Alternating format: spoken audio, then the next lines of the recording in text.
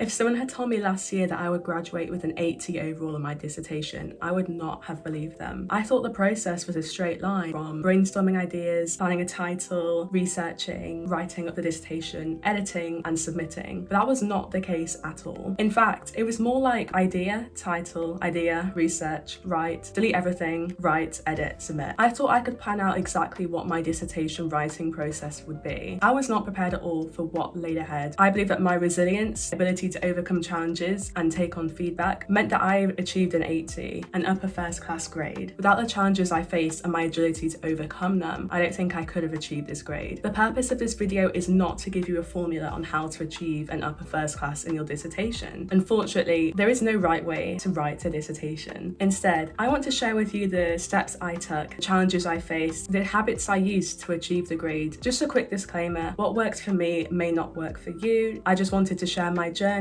because I know how difficult the process can be. In some ways, it's impossible to prepare for. This is probably the largest essay you have ever written. It'll be about 10,000 words. I just wanted to reassure you that although the process can be challenging, difficult, and present you with unexpected setbacks, it also can be incredibly rewarding. I did a law dissertation. My research was purely reading based, and then for other degrees, the research is more empirical or based on interviews. I just wanted to share with you my process on writing my law dissertation to give you some ideas on how you can plan and research your dissertation as well. Listen to your advisor. So when you're writing your dissertation, you might be given the opportunity to share one of your drafts with your dissertation advisor, who is someone assigned to help you throughout the process, and sometimes they're even the ones marking it. But for some reason, a lot of people don't like the feedback that they're given from their advisors. Of course, it depends on your experience with your advisor. What you must consider with advisors is whether they're actually marking your dissertation, because if they are, you want to listen to the feedback they are giving you and you want to take that on board. They're an academic and potentially even an expert in the field that you're researching your dissertation on. They want you to produce the best dissertation that you can. They don't want to sit and read 20 or 30 really boring, poorly researched, poorly structured dissertations. They want to spend their time reading something that's decent quality, and they're going to get that by giving you feedback. They want the best for you. So I know it's sometimes difficult to hear things like your writing might be unstructured or your paragraphs aren't correct. I know that is hard to hear, but they're giving you crucial feedback on how to improve your dissertation. I would say to even go a step further, and if you have the opportunity, to ask them how you can actually action the feedback that they have given you. For example, if they tell you that your structure is off, but they don't elaborate on that, then maybe bring up in an email or a meeting to them what they didn't like about your structure and how they think that you could improve it. Other than yourself, they are the ones who know your dissertation in that much detail, and they can give you some quality feedback on how to improve that. Overall, let go of your ego and be open to receiving critical and honest feedback. Some of the feedback that I got from my very first draft, looking back now, it was absolutely awful. At this point, I'd only been researching for about 3 months. I wasn't entirely sure what my final title would be or even my structure. I was just sort of writing what I was reading. So it wasn't really a dissertation, it was more just summarising my research. The feedback is quite brutally honest. It was such a wake-up call for me because I knew that I was doing decent research, but I wasn't actually using that research well. I was just basically describing what I was reading. This then pushed me to actually develop my opinion on what I was reading, find a gap in the research, and then write a dissertation. I believe that listening to the brutal honesty I received from my advisor, that's part of the reason of why I received such a high grade, because I was open to criticism. I wanted to improve. I didn't think that my work was ever perfect or even that good, to be honest. So that's why I would say to listen to your advisor, and please just don't take it personally. They really do want what's best for you. Please do not compare yourself to others. I know it's so easy to do, especially in the early stages. You're all unsure of what a dissertation actually is. Don't compare yourself to others because everyone is writing something completely different. Everyone has a different niche that they're researching. Depending on what their angle is, it will also affect the structure of their dissertation. I had an abstract, an introduction, 3 chapters, and a conclusion. That was it. Some people I know had way more than 3 chapters. Others didn't even use chapters. And that just depends on what your title is actually trying to achieve. So mine required 1 chapter sort of giving context, and then the other 2 chapters were my argument. I still managed to get an 80 with just 3 chapters. That was what worked for my structure. But I remember for so long I felt like my dissertation was inferior because I only had 3 chapters. It felt like others were doing a lot more with their structure. So please don't compare yourself to others. Like I said, everyone is doing their own dissertation. They have their own advisors giving them personal feedback on what works best for them. Just focus on your dissertation. Focus on your own time scale. Everyone works differently. Some people might spend months researching. Others may have started researching studying over the summer and or to be writing, stay on your own schedule, do what feels right for you. Check and check and check the mark scheme. You should print it out, you should annotate it, highlight it, make sure you know the mark scheme like the back of your hand. My mark scheme for my dissertation had 4 main sections. I found that the language in the mark scheme was actually quite vague. For example, to achieve a higher grade, one of the requirements was strong analysis, I think. But I thought, well, what does that actually mean? What does that actually look like in an essay? Go further than just reading it, actually take it to someone and ask them what that actually looks like. If it says strong knowledge and understanding, does that mean referencing 20 to 30 sources for one chapter? Does that mean writing about less sources in more detail, or writing about more sources to show that you've done enough research? Make sure you understand it so you can maximize your chances of achieving a high grade. It really guided my editing process as well, understanding the mark scheme, because I could focus on the key areas highlighted by the mark scheme. So just make sure you understand the mark scheme, what it's looking for. If you're enjoying the advice so far and you're finding it useful, please remember to subscribe as well down below. This one sounds a bit crazy, but you should plan to fail. What you may envision your dissertation looking at the start of a journey, it will come out looking completely different. And that's okay. As soon as you let go of any ideas that you have of your dissertation at the start and you just allow it to become something based on your research and advice that you've received from your advisor, then you're going to maximize your potential to achieve a higher grade. Plan to fail as well, because I remember at the very start of my dissertation journey, I sat down with my diary and I planned out to the day exactly how long it would take me to research, to write my first draft, to edit that draft, and then finally to submit. Within about a week, that was absolutely useless to me. My researching took so long. I needed to do so much research on my area of law to actually form an opinion and fully understand my angle. Whereas other people, their research might have only taken them a couple of months and they might have spent the majority of their time on the writing process. I could never have anticipated that I would be researching all the way up until about a month before my deadline. I only really started to plan the structure of my essay 2 months before the final deadline, but that was because I needed to fully understand what I was researching first to then form my opinion on it, to then know how I was structuring my argument. I think that's very law specific, because how can you argue something if you don't know what you're arguing? That was sort of how I saw it, but I really thought that I would be writing months earlier than I actually was. So just plan to fail. Honestly, I'm such an organised person and it really hurt me that I couldn't plan out my dissertation in as much detail as I thought in terms of like the schedule of it. I just had to trust the process and just carry on researching. Sometimes you will spend way longer on different stages of the dissertation, but it will be worth it in the end. I mean, as long as you reach a deadline, then that's all that matters really. It doesn't matter how long it took you in each process to get there. You may be researching until the last month or even the last week until you submit your dissertation. Again, this might be more law specific, I'm not sure. Research is crucial and it never really ends because there is so much out there, so many scholarly articles. There are just so many rabbit holes you will go down when you read an article, you look in the footnotes, you find another article that's related. And of course, there is a difference between doing enough research and just having a topic that's far too broad. But I found that even when I was editing my final draft a couple of weeks before submission, I was still reading articles to back up points that I was making and deepen my analysis. Again, disclaimer, only do this if you have enough words in your dissertation. Don't just read things for the sake of it or because you want to add more citations. I've always been told that having more citations doesn't necessarily increase the quality of your dissertation. You need to make sure you're using them well. I just found that I was still researching to the very last minute, and it goes back to what I was saying. You just can't plan for how long different stages will take you, because you can't plan for how long different stages of the dissertation process will take. I'm now going to share with you how I found my readings, how I kept my notes, how I organised my documents as well, my dissertation folder, because I think part of what made the dissertation process bearable for me was my organisation. Firstly, I'm going to talk about reading. I found most of my readings on main websites that we used across my degree anyway. My university library website, Westlaw, Lexis. I also use JSTOR a lot. So I use a variety of different websites because I didn't want all my research to come from one place. I wanted to make sure that I was getting a broad range of research. I would also check the dates because for my dissertation, I was doing legal philosophy. A lot of my research was quite dated, but that was okay. But just make sure if you're researching something that's quite up and coming like AI, then make sure that your research is fairly new, as in like the last couple of years. You don't want to be basing your dissertation focusing on AI, but using research from 2020 that's 5 years old. Make sure you always check the dates on things that you're reading if that matters. Another top tip for finding readings, I always use the footnotes in readings. I know that might seem really obvious, but if you're reading an article and you just find a paragraph that's just full of things that are really specific to what you're researching, copy and paste every single one. I would say that the majority of my references came from footnotes. Sometimes I find searching something really annoying, I'll spend ages putting in different search terms and it would just not give me what I was looking for. And so I found that footnotes was a really great way to find specific articles. Make sure you're actively reading. And what I mean by this is you're not just skim reading, making a few bullet points, but actually think about what it is you're reading and how it relates to your dissertation and how you could use it in your argument or to test your argument. So this is how I would take my notes. I would write down in bullet points. Firstly, the main piece of information, I would be as brief as possible because I did not want hundreds of pages of notes. And then immediately after, in a different color, I would write my thoughts on it, whether I agreed, disagreed, what it made me think about, how I could use it in my dissertation. It was very messy. I wasn't polished in any way. It was literally just my thoughts in that moment. But it meant that sometimes if I was reading something in October and I wouldn't be writing about it until January, I didn't have to reread it because I already knew what I was thinking about it. And that just saves a lot of time, because if you're researching for about 3 months and then you start writing, if you don't actually think about how it relates to your dissertation and how you want to read it, chances are you're going to have to reread it to actually understand why you thought the reading was helpful. And so if you write in a different color your own thoughts, firstly, you don't plagiarize because you know that that's what you wrote. It also just helps you in the future when you're writing because you've already completed a massive chunk of analysis. I also saved a lot of PDFs that I was reading to my computer. I saved them in different folders depending on what theme they were. It helps me when I was organizing my argument. I also want to say as well, depending on your referencing system, you should probably write down page numbers. I know it was really jarring. For every single reading I was doing, every single page, on a new bullet point, I would write the page number so it was clear that it was a new page. But it was so helpful because for my referencing system, Oscala, you do get, I don't want to say rewarded, but they do ask for specific page numbers in the referencing. And there is nothing worse than a couple of weeks before a deadline, you realize you haven't referenced properly, and so you have to reread everything to get specific page numbers. No one wants to do that. As you're reading, just get into the habit of writing down the page number. I would just write P, the number, on a fresh bullet point, so it's clear where I got the reading from. And when I was referencing, I knew exactly where in the reading I got it from. It's also helpful if you do actually need to reread something to maybe get a quotation. You know exactly in the reading where it was. Again, I was reading some articles that were maybe 40, 50 pages long, and it was just helpful knowing exactly where I got it from. I'm now going to talk a little bit about note-taking. Note-taking and getting into a habit of just making your notes as clean, tidy, organized, clear as possible is going to help you out so much. I firstly had one huge Word document of my rough notes. On this document, I had all of my readings, and I separated my readings into different themes. So for example, if you're researching something to do with intellectual property law, you might have 3 sections on copyright, patents, and trademarks. For this document, I put all of my readings under the different themes, and then on a separate document, that was where I would start to actually plan my structure. I also use Microsoft Excel a lot as well, and that was more to organize my readings in a more concise way. On my main Microsoft Word document, that was where I had all of my notes for my readings. So it was a very long document, but I felt that that level of detail was